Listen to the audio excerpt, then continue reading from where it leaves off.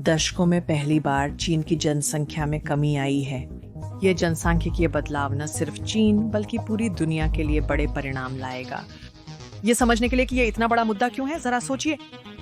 चीन दुनिया की विनिर्माण महाशक्ति है और इसका बड़ा कारण उसकी विशाल जनसंख्या है। देश के आर्थिक उत्पादन का लगभग 30% हिस्सा विनिर्माण से आता है। जनसांख्यिकीय समस्याएं सामाजिक आर्थिक मुद्दों को उत्पन्न कर बीजिंग की वैश्विक महत्वाकांक्षाओं में बाधा डाल सकती हैं। चीन की जनसंख्या घट रही है। यह लगातार 3 वर्षों से घट रही है। सिर्फ पिछले साल ही इसमें 1.39 मिलियन की कमी आई। अगर ये रुझान ऐसे ही जारी रहे तो चीन की आबादी जो अभी 1.4 अरब है, सदी के अंत तक सिर्फ 50 करोड़ रह सकती है। यह विश्व में अब तक की सर्वाधिक जनसंख्या गिरावट होगी। इसके परिणाम स्वरूप चीन को गंभीर उम्रदराजी की समस्या और एक आर्थिक संकट का सामना करना पड़ेगा। चीनी कम्युनिस्ट पार्टी पर इसके लिए जिम्मेदारी है। तो चलिए इस जनसंख्या गिरावट पर नजर डालते हैं और यह चीन के भविष्य के लिए क्या मायने रखती है। सबसे पहले यह समझना जरूरी है कि लोगों ने हाल ही में ही अलार्म बजाना क्यों शुरू किया। 1 दशक पूर्व चीन की जनसंख्या में गिरावट की कल्पना भी असंभव थी। इसके बजाय सारा ध्यान जनसंख्या वृद्धि पर जा रहा था, जो कि इसका बिल्कुल उल्टा है। आज भी कई लोग इससे अनभिज्ञ हैं। इसका कारण है कि द्वितीय विश्व युद्ध के बाद चीन की जनसंख्या में भारी वृद्धि हुई है। 1950 में चीन की आबादी 544 मिलियन थी और 70 साल बाद ये लगभग 3 गुना हो गई है। 1950 और 60 के दशक में चीनी महिलाओं के औसतन 6 बच्चे होते थे। चीन के तत्कालीन तानाशाह माओ जेडोंग ने लोगों को अधिक संतान उत्पन्न करने हेतु प्रेरित किया। उन्होंने मानते थे कि बड़ी आबादी एक राष्ट्रीय संपत्ति है, इसीलिए उन्होंने जन्म नियंत्रण और गर्भपात पर सख्ती की। उस समय बड़े परिवार के लिए कई प्रोत्साहन दिए जाते थे। ग्रामीण क्षेत्रों में अधिक बच्चों वाले परिवारों को अतिरिक्त भूमि प्रदान की जाती थी। शहरों में परिवारों को बेहतर आवास और राशन मिलता था। माओ ने प्रचार से दिखाया कि बड़ा परिवार होना देशभक्ति है, परंतु विदेशों में लोग जनसंख्या वृद्धि को लेकर अत्यधिक चिंतित थे। 70 का दशक में शोधकर्ताओं ने चेतावनी दी थी कि अविकसित देशों में जनसंख्या वृद्धि के कारण संभावित अकाल आ सकता है। माओ को यह नापसंद था और जनसंख्या वृद्धि की चेतावनियों पर सेंसरशिप लगा दी गई। 1970 के दशक में चीनी कम्युनिस्ट पार्टी की नीतियों में एकदम उलटफेर हो गया। सरकारी सलाहकारों ने महसूस किया कि जनसंख्या प्रतिवर्ष 20 मिलियन की दर से बढ़ते हुए एक बड़ी समस्या बन सकती है। चीन में हर साल न्यूयॉर्क शहर के बराबर आबादी बढ़ रही थी। कम्युनिस्ट पार्टी के लिए इतने लोगों को भोजन और आश्रय देना कठिन था। केंद्रीकृत नियोजित कम्युनिस्ट अर्थव्यवस्था में प्रतिवर्ष 20 मिलियन नए रोजगार उत्पन्न करना लगभग असंभव था। चीनी कम्युनिस्ट पार्टी की नीति का पहला बदलाव 1970 के लेटेर लॉन्गर फ्यूअर अभियान में हुआ, जिसमें लोगों को देर से शादी करने, बच्चों के बीच अंतर बढ़ाने और कम बच्चे पैदा करने को प्रोत्साहित किया गया। चीनी कम्युनिस्ट पार्टी ने परिवारों में सिर्फ एक बच्चे के होने का प्रचार किया। माओ की मृत्यु के बाद देंग शियाओपिंग के शासन के दौरान चीजें और भी ज्यादा कट्टरपंथी हो गईं। देंग ने बड़ी संख्या में नसबंदी अभियान शुरू किए, जिसमें सरकार भाग लेने वालों को आर्थिक प्रोत्साहन देती थी। एक महत्वपूर्ण बात यह है कि चीनी कम्युनिस्ट पार्टी शिनजियांग में उइगर महिलाओं के खिलाफ व्यापक नसबंदी अभियान जारी रखे हुए है।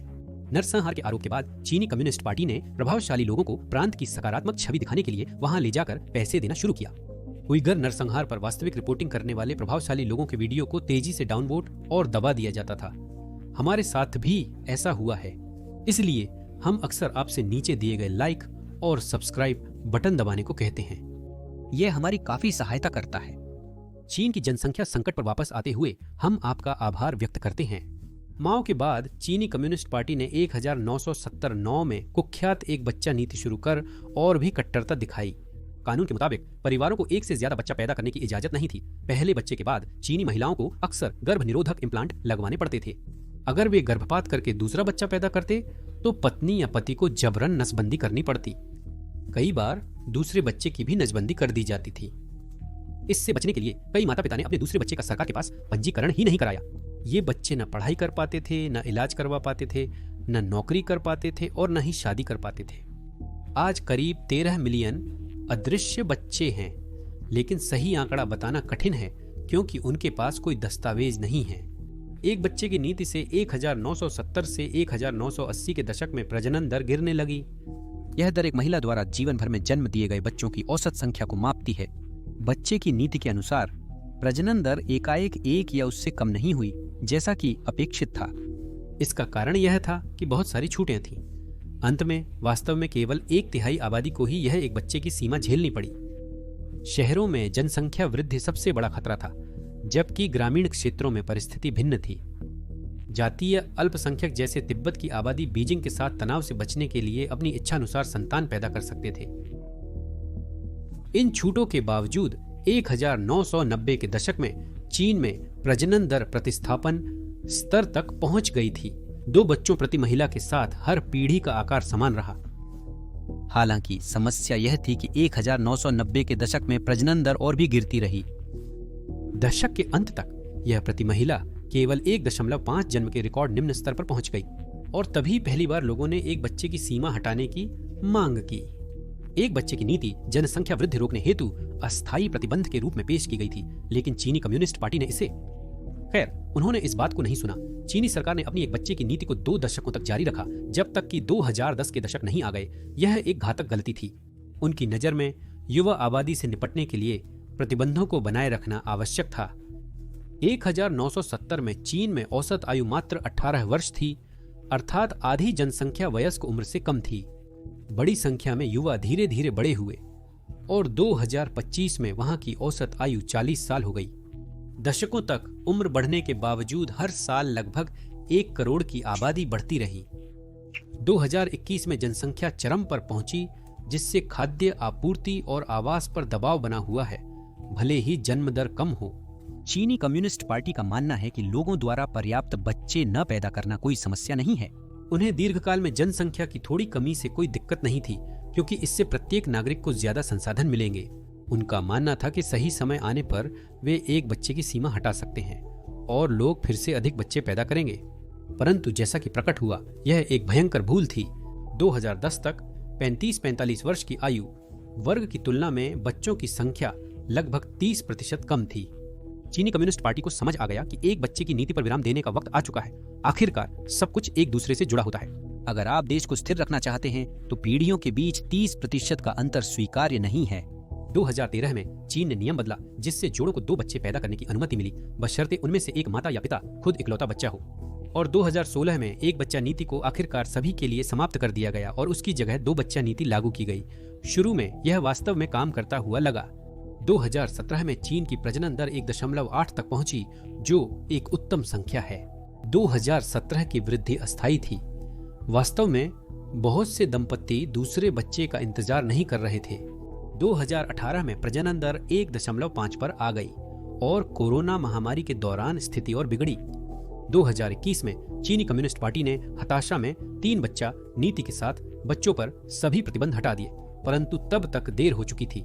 2024 में यह 1.2 तक गिर चुका था, जो दुनिया में सबसे कम है। कुछ स्रोतों जैसे वर्ल्ड बैंक के अनुसार चीन की प्रजनन दर 1 से भी कम हो गई है। चीनी सरकार अपनी जनसंख्या वृद्धि दर के आंकड़ों को लेकर गलत जानकारी देती है। कम्युनिस्ट पार्टी के बॉट्स इस बात को नकारना शुरू कर देंगे, लेकिन यह सच है। चीन के राष्ट्रीय सांख्यिकी ब्यूरो के आंकड़ों के अनुसार प्रजनन दर उतनी खराब नहीं है, परंतु चीनी सांख्यिकी ब्यूरो आंकड़ों में हेरफेर और झूठ बोलने के लिए कुख्यात है, ताकि कम्युनिस्ट पार्टी को राजनीतिक लाभ मिल सके। ऐसे कई मामले हैं जहां चीनी सांख्यिकी ब्यूरो ने सकल घरेलू उत्पाद के आंकड़ों के बारे में झूठ बोला है। खुद चीनी जनसंख्या के आंकड़े भी बढ़ा चढ़ाकर बताए गए हैं। चीन की जनसंख्या अनुमानित 1.4 अरब से 10 करोड़ कम हो सकती है। चीन की जनसंख्या पहले से ही बताई गई संख्या से कम है और औसतन प्रति महिला 1.2 जन्म दर के कारण भविष्य में और गिरेगी। पीछे मुड़कर देखने पर स्पष्ट है कि चीनी कम्युनिस्ट पार्टी ने 1990 के दशक में एक बच्चे की नीति को जारी रखकर एक बड़ी भूल की थी। यह उन उदाहरणों में से एक है जब राज्य का नियंत्रण पूरी तरह से बेकाबू हो जाता है।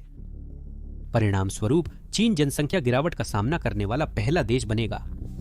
यहाँ गणित काफी सरल है। अगर प्रजनन दर 1.2 है, जो पहले से ही उदार है, तो हर नई पीढ़ी लगभग 40% छोटी हो जाती है। अगर स्थिति में सुधार नहीं होता तो यह गिरावट का चक्र है, जो 40% से 16% तक और फिर 6.4% तक जाता है। दूसरे शब्दों में चीन को करोड़ों लोगों का नुकसान हो सकता है।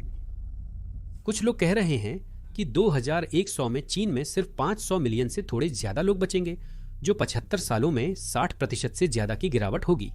दूरगामी भविष्य की भविष्यवाणी करना लगभग असंभव है। हालांकि निकट भविष्य में ही बहुत बड़ी समस्याएं आने वाली हैं। 2030 में चीन की जनसंख्या पिरामिड कुछ ऐसी दिखेगी। वहां नवजात शिशुओं से 80 वर्ष के लोग और मिलेनियल्स की संख्या क्रमशः अधिक और 3 गुना होगी। ऐसा पहले कभी नहीं हुआ कि युद्ध, बीमारी या अकाल के बिना आबादी इतनी तेजी से घट गई हो, और यह गिरावट अगले कुछ दशकों तक चीन को परिभाषित करेगी, जिसके बड़े परिणाम होंगे। यह पेंशन प्रणाली का पतन सरकारी कर्ज में भारी वृद्धि और आर्थिक ठहराव का कारण बन सकता है। भू राजनीति के नजरिए से यही वजह हो सकती है कि चीन कभी नंबर 1 नहीं बन पाएगा। जनसंख्या गिरावट का सबसे स्पष्ट परिणाम श्रमिकों की कमी है। चीन अपने विनिर्माण के लिए जाना जाता है, जिसमें बड़ी संख्या में श्रमिकों की जरूरत पड़ती है। परंतु श्रमिकों की कमी चीन के प्रमुख उद्योगों को नष्ट कर सकती है। यह पहले से ही चीनी विनिर्माण कंपनियों को प्रभावित कर रही है। एक रिपोर्ट के अनुसार 80% चीनी विनिर्माताओं को 10 से 30% तक श्रमिकों की कमी का सामना करना पड़ रहा है। ये उद्योग वियतनाम, भारत या मेक्सिको जैसे देशों में स्थानांतरित हो रहे हैं, जहां सस्ते श्रमिक मौजूद हैं। ऐतिहासिक रूप से चीनी विनिर्माण कंपनियों को चीनी ग्रामीण क्षेत्रों से लगातार नए श्रमिक मिलते रहे हैं। चीन में आंतरिक प्रवासी श्रमिकों की संख्या घट रही है। औसत शहरी ग्रामीण प्रवासी श्रमिक अब 43 साल का है और गांव खाली हो रहे हैं। इससे चीन की अर्थव्यवस्था में विनिर्माण का अंश लगातार घट रहा है। यह अभी भी चीन के सकल घरेलू उत्पाद का लगभग 25% है, अतः गिरावट की गुंजाइश है। इसका प्रभाव शेष अर्थव्यवस्था पर भी पड़ेगा। इसे समझने के लिए हमें इस चार्ट को देखना होगा, जो चीन की कामकाजी उम्र की आबादी दिखाता है, यानी सभी चीनी लोग जिनकी उम्र 15 से 64 साल के बीच है। 2021 में जनसंख्या में भारी गिरावट शुरू होने का अनुमान है, जो शुरुआत में सालाना 5 मिलियन और 2040 के दशक में 10 मिलियन से अधिक की दर से होगी। यह आबादी अब 1 अरब से भी ज्यादा है, लेकिन 2050 तक यह लगभग 700 मिलियन रह जाएगी। सदी के अंत तक यह केवल $200 मिलियन तक गिर सकता है। हालांकि यह अनुमान मात्र है। यह चीन के उपभोक्ता बाजारों और व्यवसायों के लिए एक बेहद चिंताजनक परिदृश्य दर्शाता है। मध्यम आयु वर्ग के वयस्क बच्चों और सेवानिवृत्तों की तुलना में अधिक खर्च करते हैं, अतः वे उपभोक्ता खर्च का प्रमुख आधार हैं। घरेलू उद्योगों को इसकी गिरावट से बहुत नुकसान होगा। चीन के आवास, खुदरा, ऑटोमोबाइल और कई अन्य उद्योगों पर आने वाले दशकों तक दबाव बना रहेगा। यहाँ श्रमिकों की कमी है। यह उत्पादन को सामान्य रूप से नुकसान पहुंचा सकता है। अब इससे उत्पादकता वृद्धि से संतुलित किया जा सकता है, जैसे कि एआई और रोबोटिक्स जैसी चीजें व्यक्तियों को अधिक वस्तुएं और सेवाएं उत्पादन और उपभोग करने की अनुमति देती हैं। परंतु इन दोनों को मिलाने पर भी आर्थिक स्थिरता बनी रहती है, खासकर अगर आप चीन की तुलना अन्य देशों से करें, जो हम हमेशा करते हैं। अगर संयुक्त राज्य अमेरिका को वही उत्पादकता में बढ़ोतरी मिलती है, लेकिन कामकाजी उम्र की आबादी में कोई गिरावट नहीं आती, तो सकल घरेलू उत्पाद के मामले में वह चीन से बहुत आगे निकल जाएगा। इस समय संयुक्त राज्य अमेरिका की आबादी चीन से 1 अरब से भी कम है, और इस कमी के बावजूद यह ज्यादा अमीर है। इस सदी में जनसंख्या का अंतर घटेगा। सैद्धांतिक रूप से अमेरिका को इससे और बड़ी बढ़त मिल सकती है। यह एक प्रमुख कारण है कि अमेरिका अब एक गिरते चीन से निपट रहा है। एक भविष्यवाणी कहती है कि चीन का सकल घरेलू उत्पाद संयुक्त राज्य अमेरिका के सकल घरेलू उत्पाद के प्रतिशत के रूप में 2030 में चरम पर पहुंच जाएगा। उसके बाद धीरे धीरे गिरावट शुरू हो जाएगी। महत्वपूर्ण है कि उस स्थिति में चीन कभी भी अमेरिका से पीछे नहीं रहता। यह सैन्य क्षेत्र से भी जुड़ा है। अगर चीन आर्थिक रूप से पिछड़ जाता है और उसकी जनशक्ति कम हो जाती है, तो यह पूरी स्थिति बदल जाती है। हम सभी जानते हैं कि चीन ताइवान पर कब्जा करने और दक्षिण चीन सागर में अपना प्रभाव बढ़ाने की कोशिश कर रहा है। अमेरिका, जो सैन्य रूप से चीन से आगे है, मुख्य कारण है कि उसने अभी तक ऐसा नहीं किया है। इसलिए चीन ने हाल ही में सैन्य विस्तार, दुनिया की सबसे बड़ी नौसेना के निर्माण और सबसे बड़ी स्थायी सेना के प्रशिक्षण पर जोर दिया है। विशेषज्ञों का मानना है कि 2030 के दशक में चीन की सैन्य शक्ति शिखर पर होगी। आर्थिक विकास जो रक्षा बजट बढ़ा रहा था, रुक सकता है और चीन की जनसंख्या भी घटेगी। अब आप एक बहुत डरावने निष्कर्ष पर पहुंच सकते हैं, यानी कि चीनी कम्युनिस्ट पार्टी अगले 10 वर्षों में ताइवान और दक्षिण चीन सागर को अपने कब्जे में लेना चाहेगी, और इसका संबंध चीन के विस्तारवादी संघर्षों के लिए तथाकथित जनसांख्यिकीय अवसर की खिड़की से है। हमें देखना होगा कि क्या ये सच है, लेकिन शायद चीन अगले 10 सालों में इससे ज्यादा नहीं करेगा, क्योंकि उसे घरेलू मुद्दों पर ध्यान देना होगा। चीन की आबादी का तेजी से बुढ़ापा चिंताजनक है। क्योंकि इससे 2035 तक पेंशन प्रणाली ढह सकती है। बुजुर्गों की बात करें तो आश्रितों और कामकाजी उम्र के लोगों का अनुपात एक महत्वपूर्ण आंकड़ा है।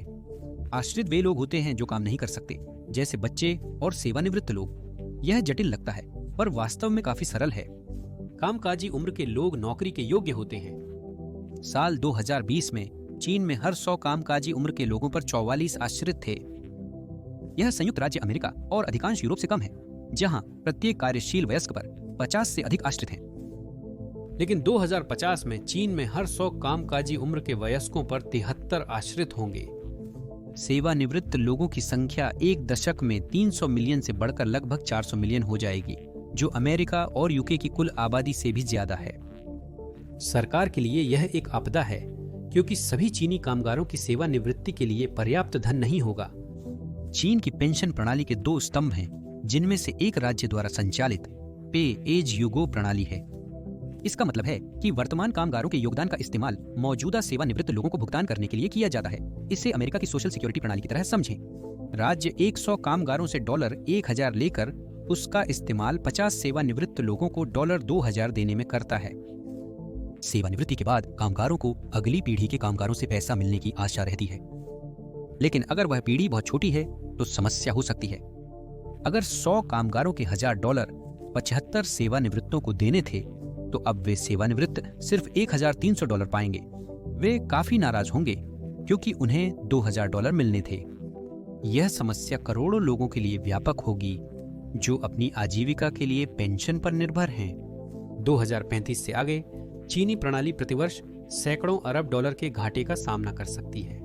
चीन अपनी कुल घरेलू उत्पाद का 5% से अधिक, अर्थात प्रतिवर्ष लगभग 900 अरब रिटायरमेंट भुगतान पर व्यय करता है। चीन आने वाली आपदा के लिए तैयारी कर रहा है क्योंकि उसने 2000 में नेशनल सोशल सिक्योरिटी फंड शुरू किया था। ये देखना आसान है कि ये कैसे गलत हो सकता है। इस फंड ने 400 अरब डॉलर से अधिक का प्रबंधन करने वाले पैसे जमा किए हैं, परंतु अब देर हो चुकी है। ये फंड पेंशन की कमी को कुछ वर्षों तक ही पूरा कर पाएगा और संभवतः 2030 के दशक में समाप्त हो जाएगा। जापान भी इसी समस्या का सामना कर रहा है और उसके पास $1.6 ट्रिलियन का फंड है। चीन के रिटायर होने वालों के एक हिस्से के साथ भी उन्हें समस्याओं का सामना करना पड़ेगा। चीन की बचत खत्म होने पर कमी अंततः ट्रिलियन तक पहुंचेगी। चीनी सरकार के पास इससे निपटने के सिर्फ 3 तरीके हैं। पहला विकल्प है लोगों को कम पेंशन देना और रिटायरमेंट की उम्र बढ़ाना, जिससे रिटायर्ड लोग नाराज हो जाएंगे। चीनी कम्युनिस्ट पार्टी टैक्स बढ़ा सकती है, जिससे कामगार नाराज होंगे और अर्थव्यवस्था धीमी हो जाएगी। अंतिम विकल्प सरकारी कर्ज का सहारा लेना है, जो महंगाई बढ़ाता है और वास्तव में समस्या को आगे टालता है। अतः ये कोई अच्छे विकल्प नहीं है। और जब हम चीन की विफल पेंशन प्रणाली की बात कर रहे हैं, तो हमें यह भी ध्यान में रखना चाहिए कि हर प्रांत अपनी खुद की प्रणाली चलाता है। इससे केंद्र सरकार की नीति बनाना बहुत मुश्किल हो जाता है। 31 में से 11 चीनी प्रांत पहले से ही पेंशन घाटे में चल रहे हैं और ये ज्यादातर उत्तर पूर्व के गरीब प्रांत हैं। इन प्रांतों से अधिक युवा आंतरिक प्रवास के कारण पलायन करते हैं, जैसा हमने पहले चर्चा की थी। युवाओं के पलायन से प्रजनन आयु वर्ग की संख्या घटती है, जिससे जन्म दर में भारी कमी आती है। इस चार्ट के अनुसार पूर्वोत्तर के ग्रामीण क्षेत्र हेलोंगजियांग, लियाओनिंग और जिलिन की जनसांख्यिकी की स्थिति सबसे खराब है। उनकी जन्म दर चीन के राष्ट्रीय औसत से 30-50% तक कम है। प्रवास और जनसंख्या ह्रास से देश की आबादी में काफी कमी आई है। दिलचस्प बात यह है कि जिन प्रांतों में बड़ी जातीय अल्पसंख्यक आबादी है, वहां जन्म दर कहीं बेहतर है। तिब्बत सूची में शीर्ष पर है, जबकि गुइजोउ, निंगशिया और छिंगहाई प्रांतों में भी प्रजनन दर अच्छी है। इसके कई कारण हैं, जैसे एक बच्चे की नीति से छूट, कम शहरीकरण, बच्चों को पालने का कम खर्चा, अलग संस्कृति और कम प्रवास। दुर्भाग्यवश शिनजियांग प्रांत में अब जन्म दर ज्यादा नहीं है, क्योंकि वहां की उइगर आबादी को इस समय सक्रिय रूप से दबाया जा रहा है। सूची में शीर्ष पर अन्य दक्षिणी तटीय प्रांत जैसे गुआंगडोंग और हेनान शामिल हैं। क्योंकि वहां बहुत सारी नौकरियां हैं, वे आंतरिक प्रवास से सबसे ज्यादा लाभान्वित होते हैं, जो उनकी जनसंख्या को बनाए रख रहा है। इस बीच शंघाई और बीजिंग जैसे मेगासिटी मुश्किल से टिके हुए हैं और आंतरिक प्रवास के बिना वे ढह जाएंगे। यह केंद्रीय सरकार के लिए बहुत सिरदर्द पैदा कर रहा है। वह उत्तर पूर्व के कम जन्म दर वाले गरीब प्रांतों को छोड़ना नहीं चाहती। उनकी अर्थव्यवस्थाएं बर्बाद हो चुकी हैं और केंद्र सरकार की मदद के बिना उनकी पेंशन प्रणाली ढह जाएगी। हालांकि अन्य प्रांतों पर कर लगाकर इस समस्या का समाधान निकालना जोखिम भरा है, क्योंकि जातीय अल्पसंख्यक वाले प्रांत इसे स्वीकार नहीं करेंगे। दक्षिणी प्रांतों और बड़े शहरों पर टैक्स लगाना भी लोकप्रिय नहीं है, क्योंकि वह चीनी अर्थव्यवस्था के विकास का केंद्र हैं। यह चीनी कम्युनिस्ट पार्टी के आंतरिक संघर्षों को बढ़ावा देगा। चीनी कम्युनिस्ट पार्टी के भीतर कई शक्ति समूह हैं और क्षेत्रीय सरकारों को कुछ हद तक स्वायत्तता प्राप्त है। शी जिनपिंग के लिए हर प्रांत से वफादारी बनाए रखना मुश्किल होगा। चीनी इतिहास से सीख यह है कि असहमति और आंतरिक संघर्ष बहुत भयानक हो सकते हैं। अब जब हम चीन और उसकी आज की समस्याओं की बात करते हैं तो जापान के साथ उसकी जबरदस्त समानताएं नजरअंदाज करना मुश्किल है। चीन और जापान में पेंशन फंड के अलावा और भी कई समानताएं हैं। कई मायनों में जापान चीन जैसा ही है, बस कुछ दशकों आगे। चीन के साथ क्या हो सकता है, इसे समझने के लिए जापान को एक नजर देखना उपयोगी होगा। जापान की प्रजनन दर 1960 के दशक में ही प्रति महिला 2 से कम हो गई थी और तब से निरंतर गिरती जा रही है। वर्तमान में प्रजनन दर 1.4 है, जो चीन से थोड़ी अधिक है, लेकिन यह दशकों से कम बनी हुई है। जनसंख्या पिरामिड में संयोजन प्रभाव का असर स्पष्ट दिखाई दे रहा है। जापान की आर्थिक विफलता सबसे ज्यादा ध्यान आकर्षित कर रही है। जापान में 1990 के दशक में आर्थिक मंदी के बाद से प्रति व्यक्ति जीडीपी में कोई वृद्धि नहीं हुई है। 90 के दशक से अब तक का समय जापान के खोए हुए दशक के रूप में जाना जाता है।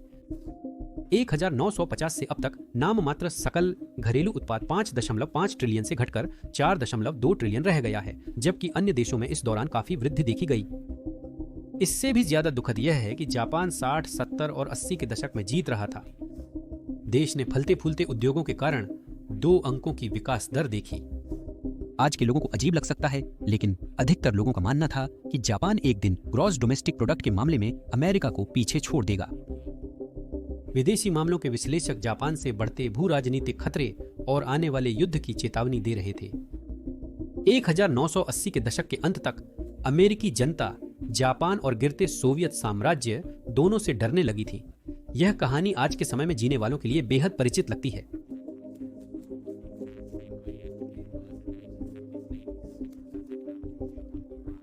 हम भी संभावित संघर्ष की चेतावनियां सुन रहे हैं, परंतु जापान के साथ न युद्ध हुआ और न ही आर्थिक अधिग्रहण। और यही बात चीन के बारे में भी सच हो सकती है। इसका कारण यह है कि जापान का पतन शायद जनसांख्यिकीय समस्याओं की वजह से हुआ था, वही समस्या जिसका सामना आज चीन कर रहा है। शुरुआत में कुछ तर्क थे कि जापान को खराब सरकार या केंद्रीय बैंक की नीति के कारण नुकसान हुआ। 1990 के दशक के मध्य में जापान में संपत्ति के बुलबुले के फटने से आर्थिक संकट उत्पन्न हुआ।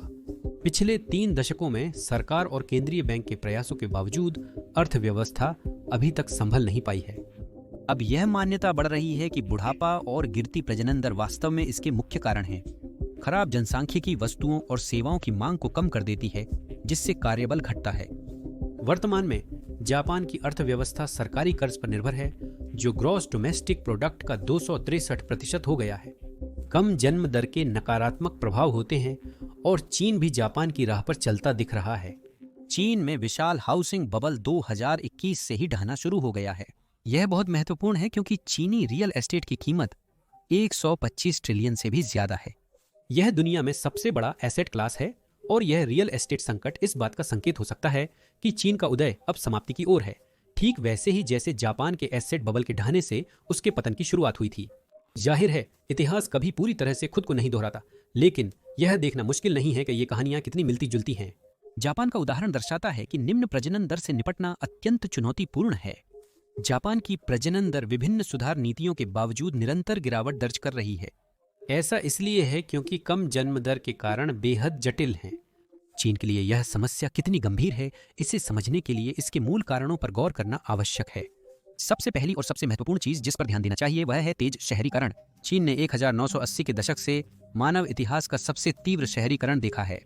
1980 में शहरों में 19% आबादी रहती थी, जो 2024 में बढ़कर 66% हो गई, यानी करोड़ों लोग गांवों से शहरों में चले गए।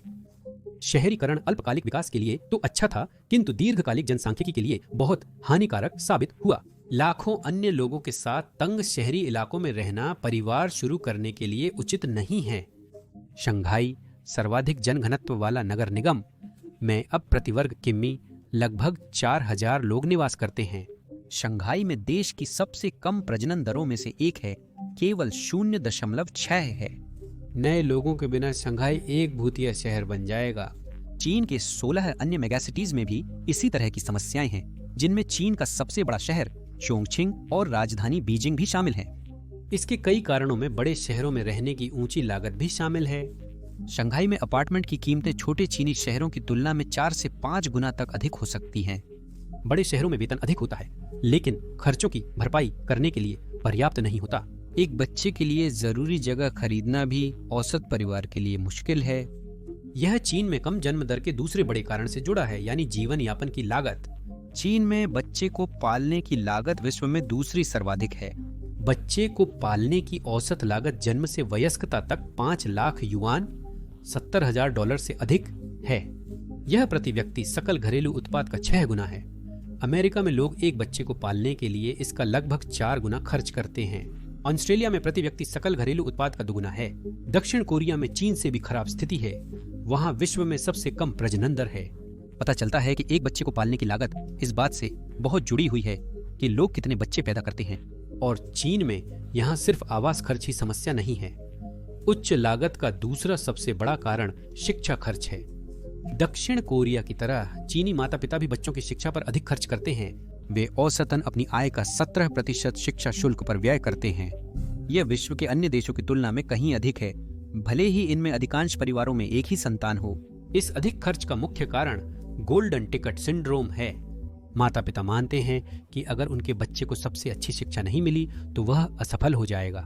चीन में मध्यम आय वाले परिवार अपनी सारी उम्मीदें एकमात्र बच्चे पर केंद्रित करते हैं। यह बच्चों की स्कूली फीस और अतिरिक्त पाठ्यक्रमों के खर्च का भुगतान करने में सहायक है, परंतु चीन में यह एकमात्र सांस्कृतिक समस्या नहीं है।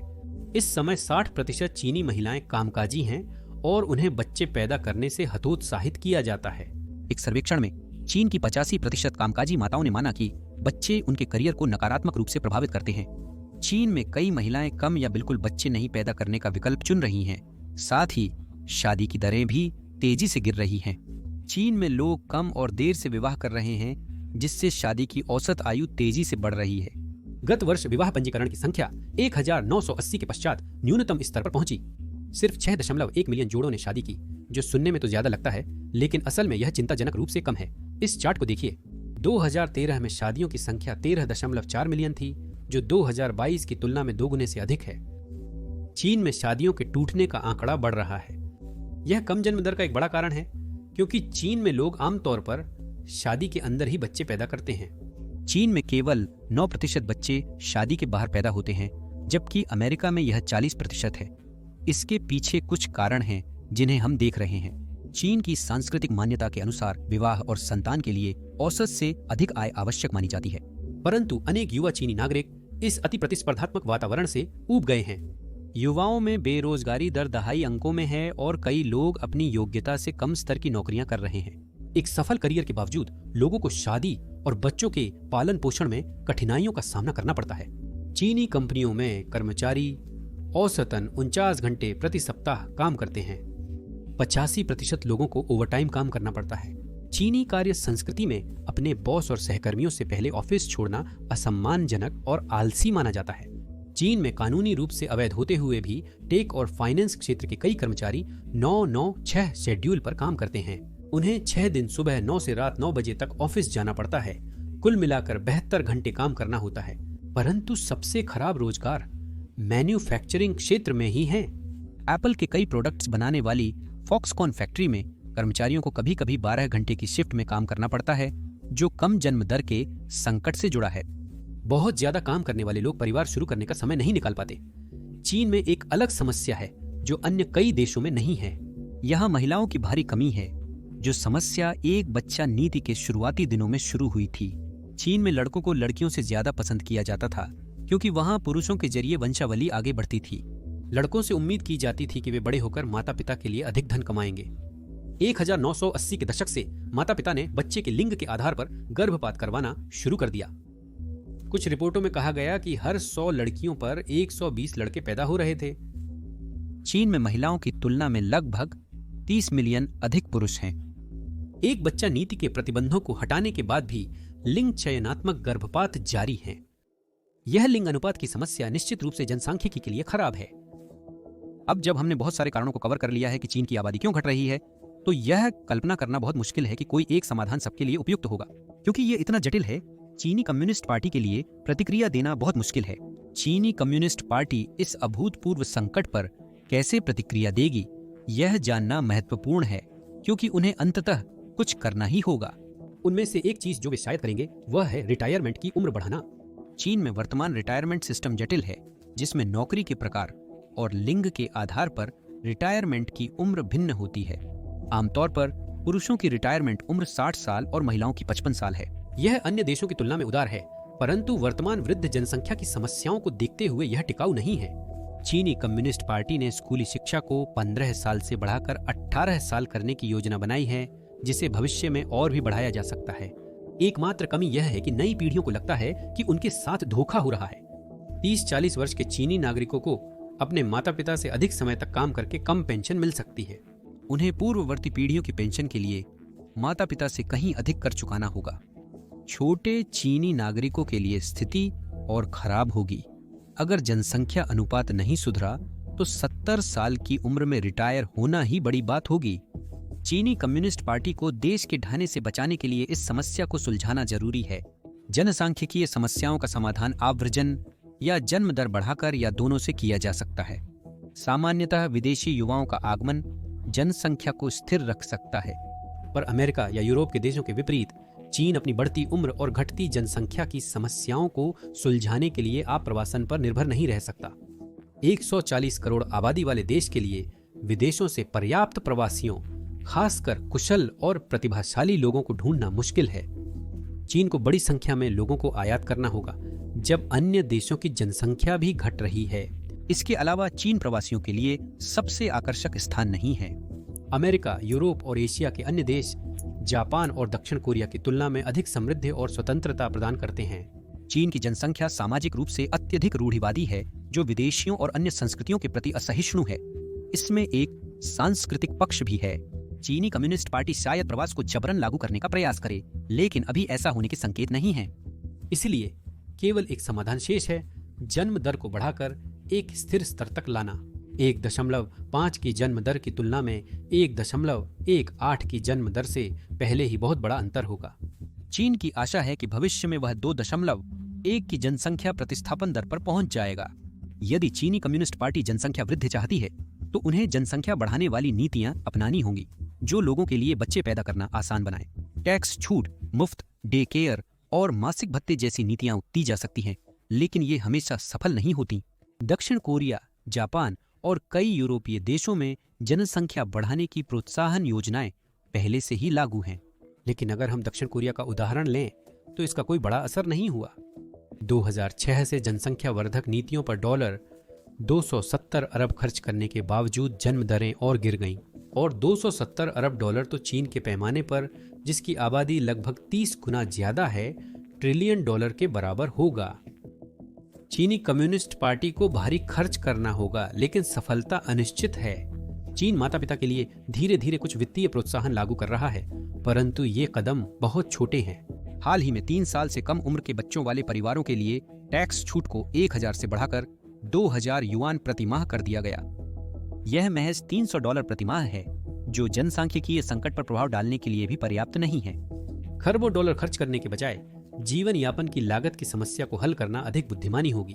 चीन सहित दुनिया के कई देशों में परिवार शुरू करने के लिए बढ़ती आवास लागत मुख्य आर्थिक बाधा है। अब चीन में घरों की कोई कमी नहीं है।